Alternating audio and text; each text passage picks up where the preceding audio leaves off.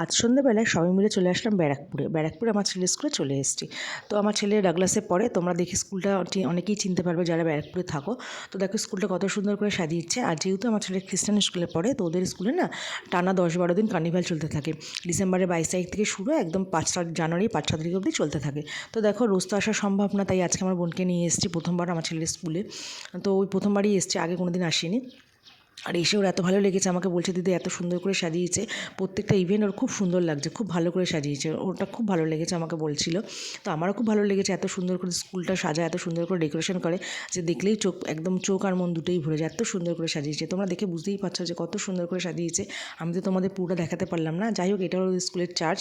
এখানে এসে না প্রত্যেক দিন আমার ছেলে, মানে যারা স্কুলে পড়ে আর কি, তার প্রত্যেকদিন স্কুল শুরু হওয়ার আগে এখানে প্রে করে তারপরে ওরা স্কুলের ক্লাস শুরু করে। তো দেখো পুরো তো তোমাদের দেখাতে পারলাম না, তো একটু একটু করে তোমাদের সবই দেখাবো। তো দেখো কেমন লাগছে আমাকে অবশ্যই জানিও।